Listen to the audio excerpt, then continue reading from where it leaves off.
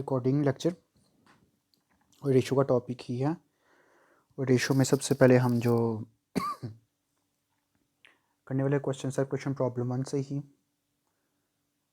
ये कल आप लोगों को इसके असाइनमेंट टाइप जो क्वेश्चन मैं पहले बना के देता हूँ वैसे मैं कर दूँगा इंशाल्लाह आप लोगों को।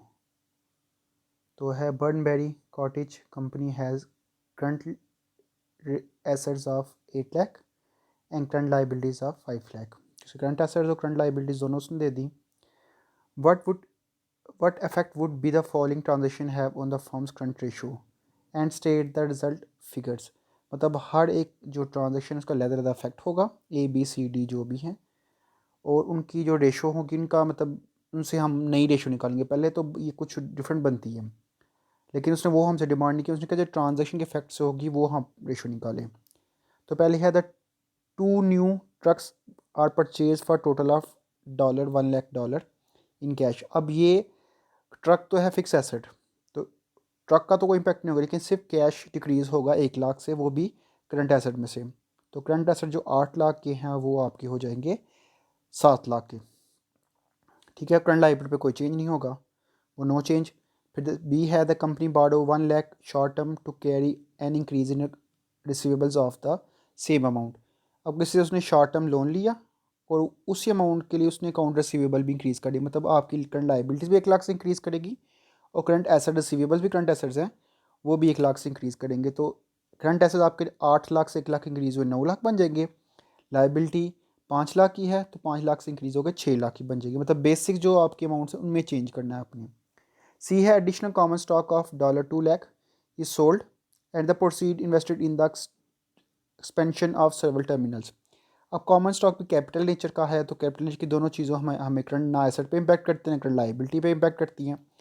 और जो एक्सटेंशन ऑफ टर्मिनल है ये भी फिक्स एसेट्स हैं, लूज टूल्स की फॉर्म में आ जाएंगे, तो इसका भी किसी किस्म का कोई इम्पैक्ट नहीं होगा, ना ये एसेट चेंज होंगे ना लाइबिलिटी चेंज होगी। हम सिंपल 8 लाख को 5 लाख पर डिवाइड करके रेशो निकाल लेंगे। अब डी वाली है the company increase its account payable, मतलब अकाउंट पेबल इसको इंक्रीज़ हो रहे हैं, तो ये लाइबिलिटी इंक्रीज टू पे a cash dividend of $40,000 out of cash, और कैश ऑफ 40,000 पे करे मतलब आपका कैश डिक्रीज़ कर रहा है।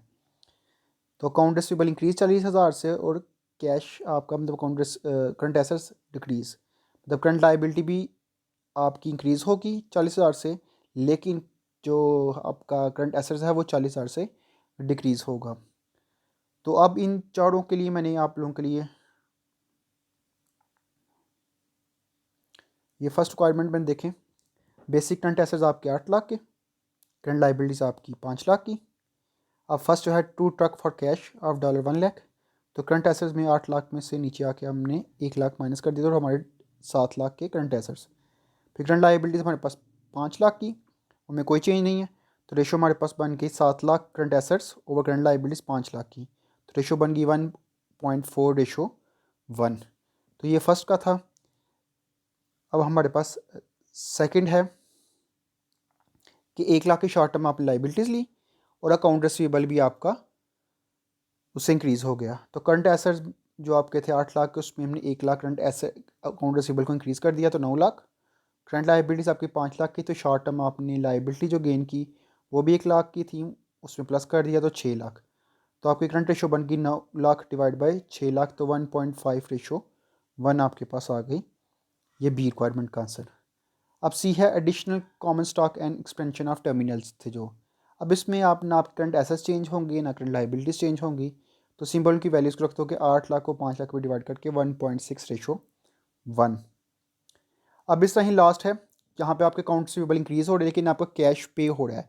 अकाउंट रिसीवेबल इंक्रीज़ होने का मतलब है आपकी लाइबिलिटी इंक्रीज़, कैश पे होने का मतलब है आप करंट एसेट्स में डिक्रीज़ होगा। तो करंट एसेट्स देखें 8 लाख से माइनस हमने किया 40,000, तो 7,60,000, और करंट लाइबिलिटीज में 5 लाख की थी, उसमें आपकी मज़ीद अकाउंट पेबल आ गया, तो आपका 40,000 वो भी आ गया, तो दोनों को मिला के 5,40,000। करंट रेशो बनी 7,60,000 डिवाइड बाई 5,40,000, तो 1.41:1 हमारे पास आ गई डी रिक्वायरमेंट का आंसर। अब इसमें एक्चुअली हुआ क्या कि जो बेसिक हमारे पास डाटा था ना, जो ये ऊपर प्रोवाइड किया गया है हमारे पास करंट एसेट्स और करंट लाइबिलिटीज़ का, ये ही है वो बेसिक डाटा जिस पे हमने ऊपर नीचे करना है, जिसमें हम जो भी चेंज आ रहा है तो इनके अंदर आ रहा है अकॉर्डिंग टू एवरी कंडीशन।